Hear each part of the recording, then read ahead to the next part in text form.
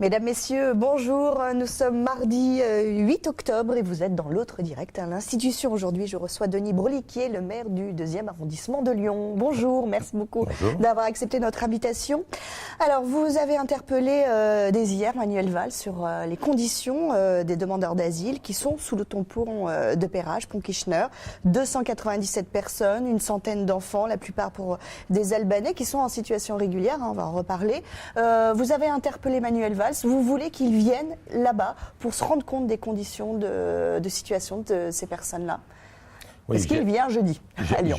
J'ai appris que Manuel Valls, ministre de l'Intérieur, serait présent jeudi matin à Lyon et je l'invite à venir voir les conditions proprement scandaleuses de vie de 300 personnes. Ces demandeurs d'asile politique étaient 80 à la fin du mois de juillet. Ils sont près de 300 aujourd'hui et ils vivent dans des conditions sanitaires horribles. Et je pense qu'on n'a pas le droit aujourd'hui de faire vivre des familles, des enfants. Vous avez parlé d'une centaine d'enfants, on a parlé de 13 enfants qui ont moins de 3 ans.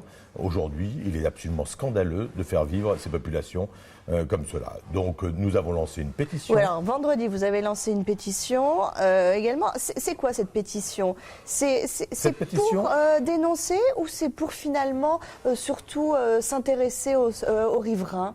Non, cette pétition, elle est faite pour interpeller le ministre. Je suis allé voir le maire de Lyon qui me dit « je ne peux rien faire ».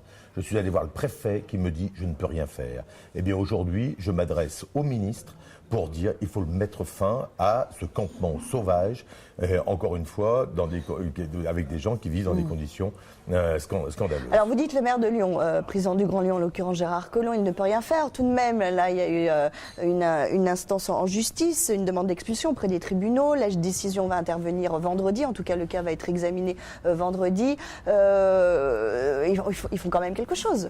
La question n'est pas de savoir si on expulse, si on amène des CRS. On ne peut pas expulser comme ça les gens, il y a une loi à respecter. Oui, mais on peut amener des CRS pour chasser ses enfants et ses familles. Ce que je sais, et ce que je veux savoir surtout, c'est où iront ces jeunes, où iront ces familles, où iront ces enfants. Vont-ils être enfin abrités dans des centres d'accueil pour les demandeurs d'asile, comme la loi l'exige. Si on n'a plus les moyens aujourd'hui d'appliquer la loi pour la demande d'asile, eh bien qu'on la réforme. Je sais que le ministre de l'Intérieur a un projet dans ce sens, c'est très bien, mais qu'il accélère la réforme de la loi plutôt que de permettre à des enfants de vivre dans ces conditions. Ça, moi, je ne peux pas l'accepter. Que vous dit le préfet là-dessus ? Le préfet dit que ces moyens sont extrêmement limités et qu'il faut attendre le plan froid pour avoir des moyens supplémentaires. 1er novembre. Hein, le plan froid, c'est encore dans 3 semaines. On ne peut pas laisser ces populations dans ces conditions pendant encore 3 semaines, alors que le temps a l'air de se rafraîchir et qu'il va faire de plus en plus froid. Que vous disent les riverains? Les riverains, ils portent quoi comme regard? Plutôt un regard, j'allais dire, distancié, en se disant, mais mon Dieu, parce qu'on est quand même dans le 2e arrondissement, de familles aisées, etc. Quel que soit l'arrondissement, le premier regard a été un regard de compassion, a été un regard d'aide, a été un regard de ces pauvres gens et il y a eu des très beaux gestes de solidarité et au départ, la population ne voyait pas ça d'un très bon œil, mais très franchement, il y avait un regard de compassion sur l'ensemble de ces populations. Et aujourd'hui, c'est très nettement un ras-le-bol. Mais un ras-le-bol au sens... le cri du cœur, c'est-à-dire que c'est pas parce que ça me gêne, moi riverain, c'est parce qu'on n'a pas le droit de laisser des enfants dans ces conditions. C'est ça qui choque, et qui choque en profondeur. Oui, vous avez l'air choqué aussi. Vous avez je suis choqué et je ne suis pas le seul. Moi, j'y vais tous les jours. Tous les jours, je vais rencontrer ces populations. Tous les jours, je vais prendre de leurs nouvelles. Eh bien, je peux vous assurer que je ne suis pas fier d'être français et je ne suis pas fier d'être élu local en France lorsque je vois ce que la République permet. Alors, vous avez déjà été à Place Beauvau au mois de juillet pour dénoncer finalement cette situation. À l'époque, qu'est-ce qu'on vous avait dit? On traîne en longueur, en fait, on a l'impression. On nous avait dit, parce qu'ils étaient Place Carnot, hein. Je rappelle, il y a un moment donné... Et puis Gérard Collomb, à un moment, a préféré qu'ils soient un peu plus cachés. Ils ont été délogés à l'époque, oui, effectivement. Tout à fait. Ils ont été délogés au mois de juillet. À la veille d'une conférence de presse concernant la rénovation du centre d'échange de Perrache. Le ministre veut changer la loi. Je le soutiens complètement à l'intérieur de cette démarche politique. Mais changer une loi, ça prend, en l'occurrence, un peu plus d'1 an. Donc la loi, elle sera changée au printemps ou au mieux à l'été prochain. Je pense aujourd'hui qu'il faut, avant de changer la loi, agir très concrètement pour ces 300 personnes qui sont là, sous le pont de Perrache et qui nous offrent ce spectacle. Oui, on va le préciser aux internautes, hein, effectivement, lorsque un demandeur d'asile arrive en France pour demander asile, il le fait auprès de l'OFPRA, l'Office français de protection des réfugiés et des apatrides. En général, ça met effectivement 1 année, voire un peu plus, pour obtenir... Un peu moins pour savoir s'ils ont le droit d'être réfugiés ou pas, et ensuite il y a des recours, et ces recours, au total, finalement, ça amène à une situation dans laquelle des personnes étrangères peuvent rester pratiquement 2 ans sur le territoire français. Et ils sont en situation régulière. En toute légalité. Voilà, c'est ça. En toute légalité. On est bien d'accord. Hein. Mais il y a un moment où il faut juger cela plus rapidement.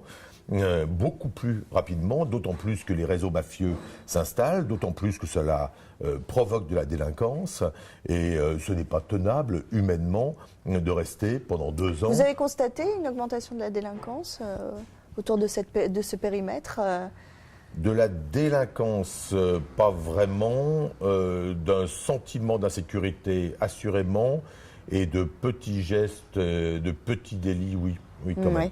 Oui. Donc il y a quand même une réforme qui est en marche par Manuel Valls au sujet de ça et il faut le dire. J'espère que droite et gauche. Oui, voilà, c'est ça, j'allais dire. J'espère que droite et gauche soutiendront cette réforme. Cette réforme, j'en connais les grandes lignes. Elle va assurément dans le bon sens. Et j'espère que, comme c'est une réforme présentée par la gauche, j'espère bien que la droite ne mettra pas des bâtons dans les roues à cette réforme. Et de la même façon, j'espère bien que la gauche, qui a une tendance naturelle à ouvrir les bras à toutes les migrations, fera extrêmement attention aussi à ne pas mettre des bâtons dans les roues de Manuel Valls. En l'occurrence, là, je pense qu'il faut un consensus sur ce sujet. Ouais, mais quand on lance une pétition, pas une certaine forme de stigmatisation de ce type de population qu'on entend comme ça? Non. On nous connaît, on sait que nous sommes des élus locaux proches du terrain, on sait que nous sommes des humanistes et que nous n'avons qu'une envie, c'est le bien commun. Et c'est le bien commun de l'homme et de tous les hommes. C'est le bien commun de la population résidente dans le 2e arrondissement, comme de... Les associations vous accusent d'un acte politicien. Politicien ? Politicien. En l'occurrence, pas plus tard qu'hier. Je considère que c'est un geste humanitaire beaucoup plus que politicien. Si j'avais voulu faire une exploitation politicienne de cela, je m'y serais pris totalement autrement. Est-ce que Manuel Valls vous a répondu là? Vous avez interpellé hier. Est-ce que vous avez des échos de son cabinet? Vous attendez une réponse? Pas de réponse. De toute façon, je verrai Manuel Valls jeudi matin. Je l'invite à venir sur le terrain. Vous le voyez à Lyon? S'il ne vient pas, c'est moi qui irai le rencontrer. Très bien. Il nous reste encore 2 minutes. Denis Broliquier, vous êtes maire UDI du 2e arrondissement. Qu'est-ce qu'il en est pour ces municipales? Déjà, revenons au mois de juillet, à l'annonce lorsque finalement l'UDI a préféré Christophe Jourgeon pour mener, en tant que chef de liste. Vous avez un regret là-dessus, vous qui étiez aussi candidat? J'ai l'impression aujourd'hui que les municipales ne sont pas dans les préoccupations des Lyonnais. Très franchement, j'en parle au quotidien avec les Lyonnais et ce n'est pas leur sujet de préoccupation. Et du coup, ce n'est pas le mien. C'est pas le vôtre non plus. Assez naturellement. Même à 6 mois de l'élection, quand même. Parce que si vous ne voulez pas partir, il faut quand même préparer, etc. Cela ne veut pas dire que je ne m'en occupe pas, bien au contraire. Mais j'ai l'impression qu'aujourd'hui, la préoccupation des Lyonnais, ceux de mon arrondissement en tous les cas, et même un peu au-delà, ce sont ces camps de Roms, ces camps d'Albanais, ce ne sont pas des Roms. ou les camps de Rome à l'extérieur de Lyon. Ça, c'est un sujet qui préoccupe les Lyonnais. Ce soir, ça préoccupe aussi beaucoup Manuel Valls et la gauche. Oui, peut-être, mais dans ces cas-là, qu'il agisse. Lui, il a les moyens d'agir, alors qu'il agisse. Ce soir, à 18h, je serai dans la salle 3000 avec les patrons lyonnais. Les patrons lyonnais qui sont étouffés par l'impôt et qui ont envie de pousser un coup de gueule en disant « Attention, on est en train d'étouffer l'entreprise ». Eh bien, je considère... Attention, Pierre Moscovici a annoncé qu'il n'y aurait pas d'impôt sur l'excédent brut d'exploitation. C'est déjà pas mal. Il y a déjà trop d'impôts en France. Déjà un impôt en moins, qui vient de disparaître. Peu importe, on n'est plus à ça près. Il y a un moment où il y a une démarche qui n'est pas favorable à l'entrepreneuriat. Les patrons prennent leur micro et vont le dire haut et fort, et bien moi je serai à leur côté. Et je pense que c'est beaucoup plus important aujourd'hui de traiter des sujets de fond comme cela. C'est ça, faire de la politique, traiter des sujets de fond, plutôt que de commencer à préparer des élections. Alors je travaille aux élections, c'est une évidence. Je serai présent dans ces élections, c'est une évidence aussi. Je serai à nouveau candidat aux élections municipales. En revanche, pour le moment, tête de liste dans le deuxième. Pour le moment, je travaille le fond et je ferai les annonces qui s'imposent en temps utile. Liste à part de l'UDI. En temps utile. Dans l'UDI, avec l'UMP. Ne soyons pas politiciens, pour le moment faisons de la politique de fond. J'essaye. Essayons de travailler sur les sujets qui intéressent. Vous serez candidat aux élections, ça c'est sûr, vous l'avez dit. Je peux vous le dire. Très bien. Merci beaucoup Denis Broliquet d'avoir participé à cette émission. À très bientôt, on se retrouve demain dans l'autre direct.